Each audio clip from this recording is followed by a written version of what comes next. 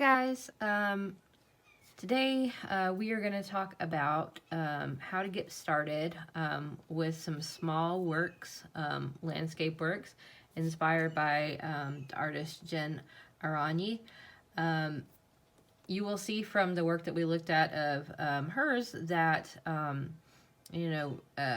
work is characterized most often by it is landscape. It tends to be sort of a abandoned outdoor space that she's showing, often winter-like scenes featuring mountains and wilderness. Those areas are typically done in pen and ink, and then it features like bold watercolor skies. So you guys are going to be making 4 small landscape paintings. You can see these works I have on my table are pretty small. They're maybe the size of a postcard, not very large at all. This particular one is close to square. It's maybe 3 by 4, 3 by 3.5 or 3 by 4 inches. This one's a little bit larger, panoramic kind of size. But you guys are going to be making 4 small landscapes inspired by Jen Arani. Now these you should be using watercolor for the sky in these. We'll get into watercolor in the next video, but just know that you guys are going to need to use analogous watercolor colors for the sky. So with analogous colors, of course, those are the colors that are next to each other on the color wheel. So for instance, if I was, making an analogous color scheme, I might choose these 4 hues that are next to each other on the color scheme. I could also use any shade of that color or any tint of that color or hue in my painting as well. So any colors that are next to each other on the color wheel are analogous. All right. So you guys are going to use analogous colors for your sky, and you'll be using black and white Sharpie for your landscape. If you've got a waterproof pen that you like that's smaller, you can use a Uniball. Like for instance, this is just a Uniball gel roller. It is waterproof. Make sure if you're going to use a different pen that it is waterproof, because you will be using watercolor with this and you don't want something that's going to bleed on you. If you do have another smaller pen, you're welcome to use it as well if you want some finer detail. But the the fine tip Sharpie should be able to give you a lot. Okay, so for this project, you're welcome to try out different formats. So you can make your drawings square. You can make them, landscape, like panoramic. You could make them shaped. I'm going to show you a couple shaped ones that I've done. I would like you to try some different formats out. So whether it's square, rectangular, panoramic, circular, I've got one that's shaped like a triangle. Try out a couple different formats just to play around with how does landscape work in those different formats for you. Your work should also show a growing understanding of how to construct space, including foreground, middle ground, background, overlapping, and diminishing scale. Those are some things that we're going to talk about in this video. You can choose any setting or type of landscape that you would like to choose. Get creative, you guys. Invest, yourself in this. If you want to, like me, have a Yeti chopping wood in your landscape, that is fine. If you want to, stick more closely to Jen Arani's, work, that works. If you want to make your set on a beach, or if you want to do a cityscape, as long as you're including these other requirements for the project, it's up to you to get creative. It doesn't have to be like, something that we would necessarily see in reality. If you want to invent a Martian landscape and it uses, those ways of constructing space, that's fine by me. All right. I do encourage you, particularly if you want to draw a landscape that you're not familiar with, look for references, reference photos to help you kind of come up with some good sketches. I drew a palm tree today, for instance, and you don't see many of those in Tennessee, so I did look up a reference photo to help me create that palm tree. All right. So let's just look at some of these things that I'm saying that you're going to have to show a growing understanding of in your work. So how do you construct space in your work? You can use foreground, middle ground, background. You can use overlapping. You can use diminishing scale. Those are some good ways to show space in your work. So if I'm looking at this little drawing, for instance, okay, where do I see foreground, middle ground, background? I see, you know, in the area in the front, you know, here. This feels like it's the area that's closer to me. I've got an area that's going to be further away here. This would be the middle ground. And, you know, you could say the mountains, you know, are starting to get into the background. Also, I've got the sky, which is going to be even a deeper background. So I've got foreground, middle ground, background. That helps to create space. So, you know, think about kind of dividing up your drawing. Like, how are you going to show us things that are close to us, things that are a medium distance, and things that are far away? Overlapping helps create space. So, like when little kids draw, you know, things like, you know, a house, you know, they'll often draw a house, and then next to it, but not overlapping at all, there'll be a tree, and then next to that, there'll be a car. So when you start overlapping, you know, this starts to create a sense of realism in space. So here the tree overlaps the middle ground and part of the mountain. It shows us that it's in front of it.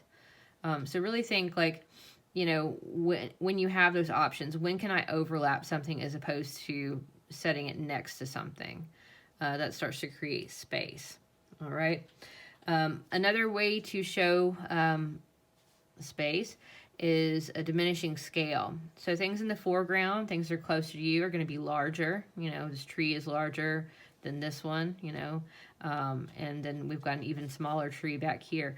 So if you shrink down the scale of things as they get further away from you, including even things like, oh, this little trench down the middle, it starts off taller and then it gets thinner and thinner and thinner as it moves into the distance. Those are, you know, those all create the illusion of space in your drawing. I'll say too, you know, something else I could mention here that I didn't put on the official list, but, you know, is very true. If you put more detail into the foreground, you know, our eyes are going to perceive things that are closer to us in greater detail. So, for instance, this tree feels like it's got a little bit more pine needles on it than this one. This one's more of a blob. Sometimes, you know, in artwork, like photography particularly, the artist does make the things in the foreground look very fuzzy because they want you to, you know, have a different focal point. They might want your focal point to be in the middle ground or in the background.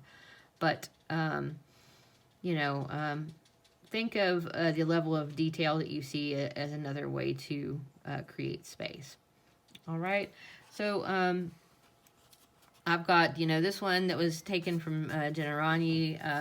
I've also made this little guy. It's panoramic. I wanted to do something that would be more like taking a panoramic photo, something very scenic. But I myself love stories of, like, you know, cryptids like Bigfoot and the abominable snowman. So I wanted to have, you know, a Yeti out in his homestead collecting some firewood, and then off in the distance, you know, or the middle ground in this case. So he's in the foreground, and then you've got a little terrain for him to go over. And we've got the middle ground. His little really nice cabin is there. He's obviously a skilled craftsman. And then, you know, we have the background of the more distant mountains and trees. All of this does use diminishing scale. It uses overlap. You know, I've definitely established a sense of foreground, middle ground, background. And I've used my markers here. So this is following what I'm asking you to do. So how might you create a landscape like this? Good question. All right. So I've got a piece of paper here. All right, so to make just a really simple one like this one, this is what I did. I created a ridge of mountains. Now, I didn't go too high up into the picture because, remember, we're going to have our watercolor up here, and I do want to have some space for some of that color up at the top. So you want to kind of just make an irregular sort of mountain line here. Jen Aranyi, looking at her work, she often like makes a second sort of line coming down from her mountains to create some depth. All right, so I've got like a little mountain line established here. I want to maybe decide how high up my land goes. I'm going to put it pretty close to my mountain, so I'm going to do a little faint line here. All right, now I've got, you know, maybe background. I need to like kind of break this up to foreground, middle ground. So I might start thinking like, you know, how, if I had a pathway, like how might it move through this space? So I'm going to start over here and maybe allow some growth on this side. So it feels like to me this is now the closest thing. Maybe I've got like a little path here where someone can move through that space. And I'm going to allow that path to move from small, you know, to large as I'm getting closer and closer to the bottom of the page. The bottom of the page, in this case, is going to be the thing that's closest to me. The horizon line up here furthest away. So if you shrink things as you move up to that horizon line and let them grow as you move down, that's going to keep that sense of space consistent. So now, like maybe trees, I might try to place some trees.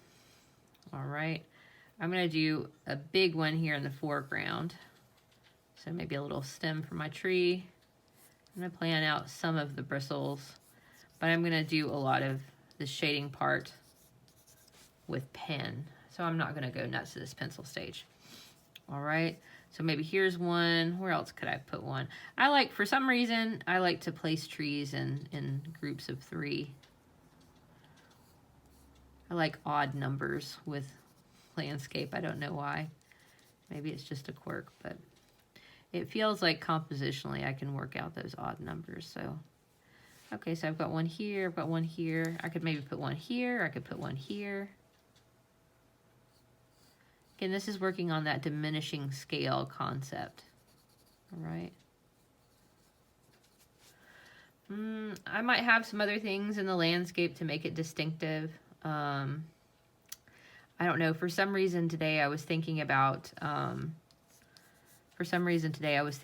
that weird obelisk that they found out in the Nevada desert, and I thought, oh man, I should put a weird obelisk in one of my paintings for this. So maybe here in the middle ground I'll give, especially like there's this gap in the mountains that could really make this stand out.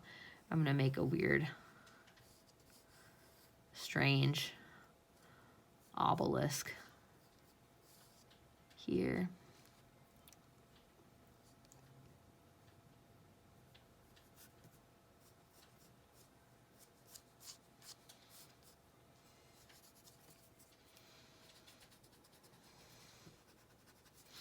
I'm gonna maybe make mine different than the one that was on the news and make it pointed, so it's just a weird little pointed structure out here.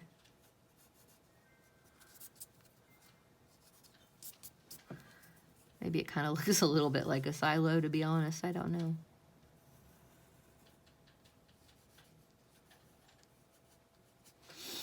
At the bases of trees and things like, you know, weird obelisks, sometimes I add just a little line going out into the landscape to kind of make it feel a little rooted in the ground. All right. Okay, great.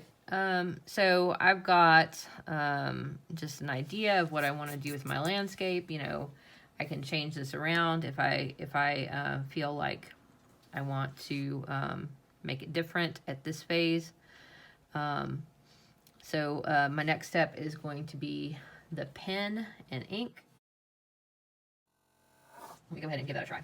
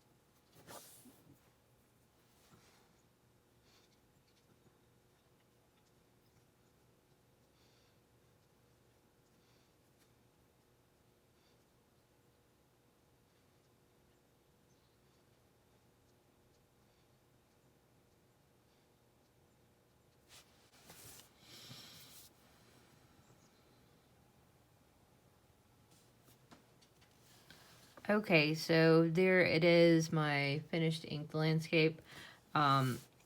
Before I went on to add any watercolor to this, which we'll cover in the next video, I would want to make sure it's very dry, and I would erase out any pencil marks before I go on. I want to show you just a couple more thoughts on format. So this is a circular sketch that I've just started. It's inspired by the view off of Lookout Mountain. There's going to be some trees and rocks in the foreground and Moccasin Bend kind of moving up through the landscape with a sky up here. I'm thinking I might like watercolor the sky and the water. I think that'd be really cool, and just have the landscape be black and white. I've not inked this one yet, but you can get an idea. I just traced a coffee cup, so to get this circle. The circle's a fun format. You could cut it out, you could fill in, you know, the background here with something cool, like another drawing. You could make some of these elements that are inside the circle kind of go outside of the circle, like maybe I could have branches that come out. I don't know, there's lots of options here. So the circle is a fun one to try. Here's another little idea. This is just a nice rectangle piece, and I use some tape to give myself a geometric shape. You could try any geometric shape you like. You could try a diamond, of course, is a triangle. I wanted to try something maybe that felt a little bit more beach-like in terms of environment. So I put down my tape, and then I've got a little palm tree in here, some little islands diminishing in the background. I'm not gonna, the only thing I don't like about this is I don't have a lot of sky, and that's where all my color is gonna be. So we'll see how it turns out. We'll give it a try, see what we think. If you've got any kind of tape, just as long as it's not super sticky, this is painter's tape, and that probably works the best, but you could use masking tape. You won't want to do anything like that's going to tear up your paper. Yeah, I would say to, you know, use the heaviest paper that you have. Hopefully most of you got your mixed media or watercolor sketchbook. If you didn't, you know, use the heaviest paper you have access to, for this, since we're going to be doing watercolor on it. Okay, we'll go ahead and work on your 4 landscape sketches. Just today, you know, work on the sketches and getting the pencil erased. We will be talking about adding the watercolor next time. Can't wait to see what you guys come up with.